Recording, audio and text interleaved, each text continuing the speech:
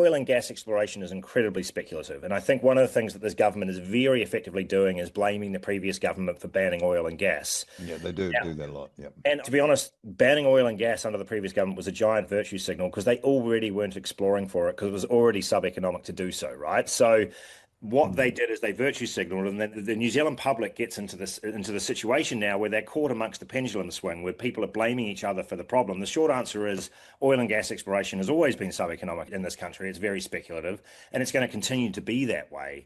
And I think where we're seeing that there is a massive economic potential for New Zealand is in the creation of our own energy, and that energy is largely electricity, which is why I get so bullish on this idea of electrification. This is somewhat of a climate argument, but we're not going to bring all New Zealanders along the climate argument, but it is also an economic prosperity argument now because it is so much cheaper per unit of energy. Generating solar on my farm is a tenth the price of what I would do if I was generating that electricity with diesel. So that kind of shows. Oh, that's interesting. Okay.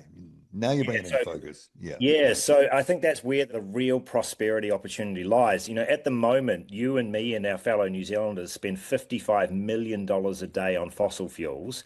The large majority of that is sourced from overseas, and the large majority of that money evaporates out of our economy. And so this is why I bring this back to an energy sovereignty argument, which is if we could create that energy here ourselves in New Zealand, then that money will stay in New Zealand. More of it will stay in our wallets and in our communities, and most importantly, in our economy.